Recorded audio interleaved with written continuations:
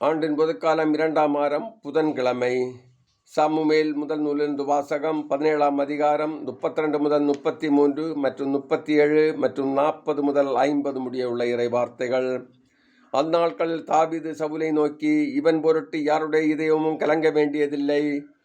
அடியானாகிய நானே சென்று அந்த பெலிஸ்தியனோடு போரிடுவேன் என்றார். அதற்கு சவுல் தாவீதிடம், இந்த பெலிஸ்தியனை எதிர்த்து போரிட உன்னால் இயலாது.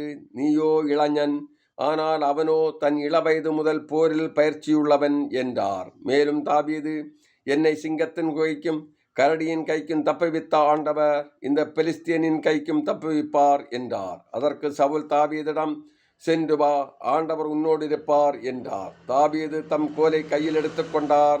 நீரோடையிலிருந்து வழுவழுப்பான 5 கூழாங்கற்களை தேர்ந்தெடுத்து இடையனுக்குரிய தம் பையில் போட்டுக்கொண்டார். தம் கவனை கையில் பிடித்து கொண்டு பெலிஸ்தியனை நோக்கி சென்றார். தன் கேடயம் ஏந்துவன் முன் செல்ல அந்த பெலிஸ்தியனும் தாவீதை நோக்கி நடந்து அவரை நெருங்கினான்.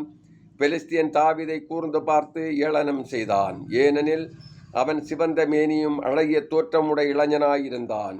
அப்பெலிஸ்தியன் தாவீதை பார்த்து, நீ கோலுடன் என்னிடமர நான் என்ன நாயா என்று சொல்லி தன் தெய்வங்களின் பெயரால் தாவீதை சபிக்கத் தொடங்கினான். மீண்டும் பெலிஸ்தியன் தாவீதை நோக்கி, அருகே வா, வானத்து பறவைகளுக்கும் வனத்து விலங்குகளுக்கும் உன் உடலை இரையாக்குவேன் என்றான். அப்பொழுது தாவீது பெலிஸ்தியனிடம், நீ வாளோடும் ஈட்டியோடும் எரிவேலோடும் என்னிடம் வருகிறாய். நானோ நீ இகழ்ந்த இஸ்ரேலின் படைத்திரளின் கடவுளாகிய படைகளின் ஆண்டவர்தம் பெயரால் வருகிறேன்.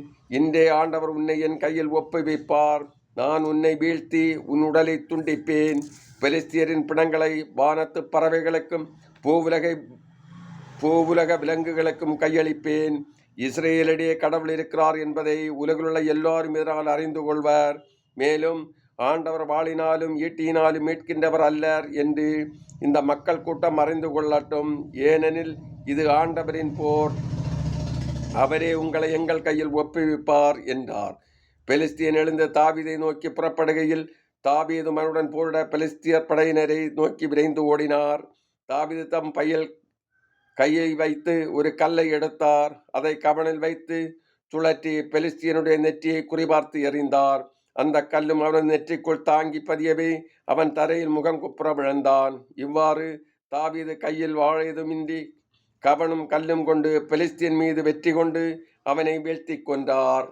இது ஆண்டவர் வழங்கும் அருள்வாக்கு. இறைவா, உமக்கு நன்றி.